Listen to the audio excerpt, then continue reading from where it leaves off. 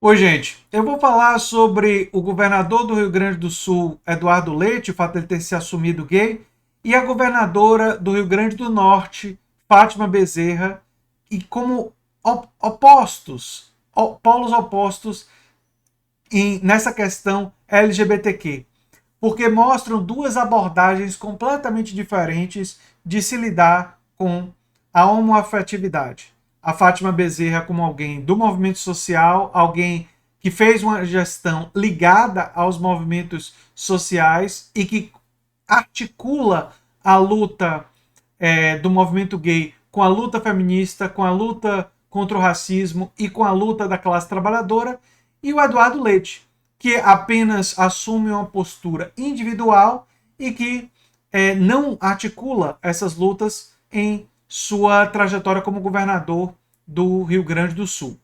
Eu vou analisar isso nesse vídeo, nesse dia que eu também vou fazer um vídeo que vai sair mais tarde sobre as manifestações contra Bolsonaro e sobre o fato de que Omar Aziz disse que Bolsonaro é responsável por crime de prevaricação. Então esse outro assunto eu vou deixar para o outro vídeo que vai sair hoje, mais tarde, dois vídeos hoje.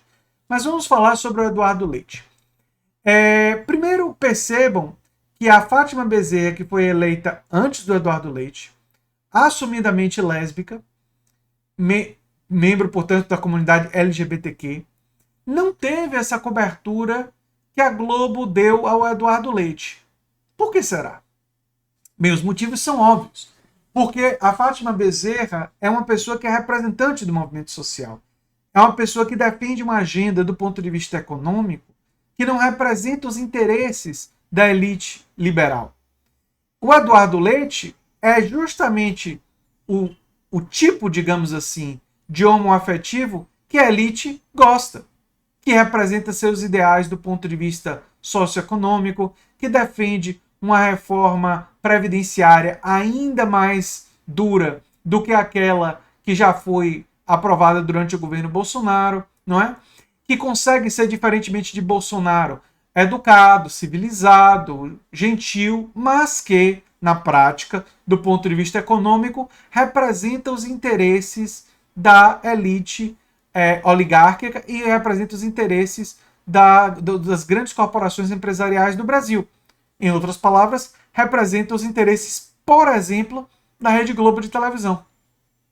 Então a Globo fez essa cobertura do Eduardo Leite saindo do armário dessa forma, porque a Globo encontrou seu candidato, que pode posar de progressista por causa das questões culturais, mas que em nenhum momento representa os ideais históricos, nem mesmo da luta do movimento LGBTQ. Porque o movimento LGBTQ tem em sua luta justamente questões transversais e questões de representatividade com as quais o governador do Rio Grande do Sul nunca se comprometeu. Ele sempre se comprometeu com a pauta apenas de, digamos assim, respeito na superfície. E não políticas específicas, com orçamento e tudo mais.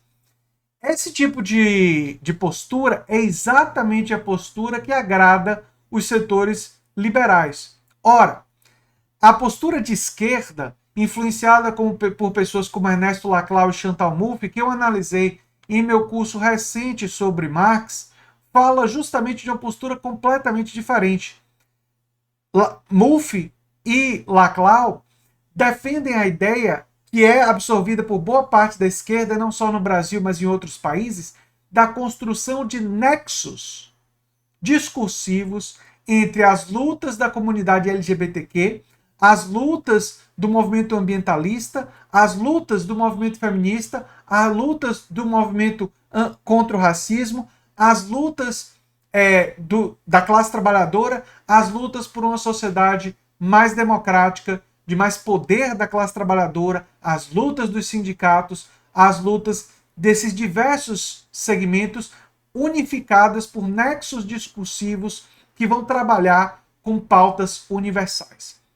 Essa proposta, essa estratégia pensada pelo Ernesto Laclau e pensada pela Chantal Mouffe na obra hoje clássica Hegemonia e Estratégia Socialista, Radicalização da Democracia, que eu abordei em meu curso introdutório sobre Marx, que eu torço para que vocês futuramente se inscrevam para assistir as aulas, ou quem sabe assistir o curso que eu vou reeditar ano que vem, enfim, com convidados, não é? Trabalha justamente a ideia de aprofundar essas lutas para além de uma questão simplesmente pessoal. E é exatamente isso que o governador do Rio Grande do Sul quer dizer quando ele diz que ele é um governador gay, e não um gay governador. O que ele está querendo dizer com isso, basicamente, é que ele é, em primeiro lugar, governador. E ser gay é uma coisa simplesmente da vida pessoal dele, que não tem uma dimensão pública envolvida em ser gay relevante, que não tem a ver com o projeto de lei, que não tem a ver com projeto de governo, que não é a gaysice que informa ele em termos de políticas. Ora, mas essa é a visão completamente diferente da visão dos movimentos sociais progressistas e de esquerda, porque esses trabalham justamente com a ideia de que o feminismo, que a luta por uma sociedade mais respeitosa com a comunidade LGBTQ, não é apenas uma luta de diferentes segmentos da sociedade, de diferentes minorias. Não. São lutas contrárias à opressão histórica que existe nos países para uma sociedade mais desenvolvida, para uma cidadania mais avançada. E essas lutas, elas precisam ser articuladas, elas precisam ser unificadas, precisam se construir, como dizia o Ernesto Laclau e a Chantal Mouffe, nexos discursivos, conexões, equivalências igualitárias entre as diferentes lutas, para que o negro reconheça a importância da luta dos gays, para que o branco reconheça a importância da luta das mulheres, para que as mulheres reconheçam a importância da luta dos pobres, para que cada um possa reconhecer a importância da luta daquele que é diferente dela, da pessoa. Eu fiz essas conexões totalmente desconectadas, de propósito, para vocês perceberem que não é a mulher se importar com o homem, ou o homem o homem hétero se importar com gay, mas é você aprender a valorizar a diversidade e a multiplicidade das lutas diferentes e articulá-las em prol de uma luta unificada, mas que valoriza o aspecto específico, porque o aspecto específico leva a pessoa à luta, dinamiza a pessoa a lutar. Infelizmente, eu tenho quase certeza que tem pessoas que não vão compreender essa fala minha, porque ela tem um grau de complexidade talvez um pouco maior, e vão estranhar eu ter feito essas conexões dessa forma, mas isso é absolutamente intencional, para as pessoas entenderem que é assim que pensa as pessoas ligadas a movimentos de fato transversais, de fato trabalham com vendo a luta como a necessidade de construção de nexos discursivos. O Eduardo Leite, ele agrada justamente a ala que hoje apoia a Tabata Amaral, que hoje apoia essa visão claramente de identidade pessoal acima da luta social. A luta social como uma coisa pouco relevante. E a pauta que é empurrada do ponto de vista econômico é a pauta liberal. É a pauta de privatizações, é a pauta de ajuste fiscal, é a pauta de redução de gastos que na verdade seria redução de investimentos em direitos sociais, e que é uma pauta que ignora fortemente as injustiças históricas tributárias que existem no nosso país. Essa a pauta e a estratégia que busca solidificar uma figura como Eduardo Leite como uma figura poderosa na política brasileira. E é por isso que a Globo, sem sombra de dúvidas, vai abraçar uma figura como Eduardo Leite. Porque o Eduardo Leite, do ponto de vista econômico, não cria nenhum problema, pelo contrário, representa a agenda que eles têm simpatia, e é por isso que eles subdimensionaram, por isso que eles não noticiaram com tanta intensidade a Fátima. Porque a Fátima é do PT, porque a Fátima é ligada aos movimentos sociais e é ligada a essa luta mais transversal. essa luta que inclui a luta da classe trabalhadora.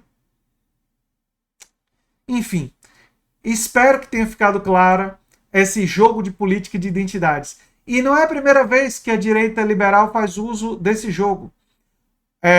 E os conservadores também fazem uso desse jogo com muita frequência.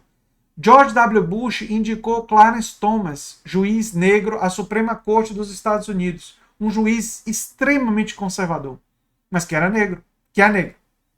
Ora, por que o Clarence Thomas foi indicado? Justamente para satisfazer a ideia de representatividade, mas no fundo, manter na Suprema Corte dos Estados Unidos uma visão extremamente conservadora e que contraria justamente as pautas históricas pelas quais o movimento negro lutou nos Estados Unidos.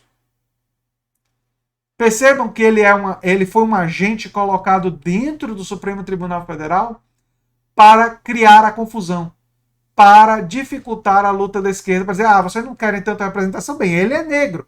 Sim, o Clarence Thomas é negro, assim como o atual presidente da Fundação Palmares. Mas nem o Clarence Thomas, nem o atual presidente da Fundação Palmares representam as lutas históricas desse movimento.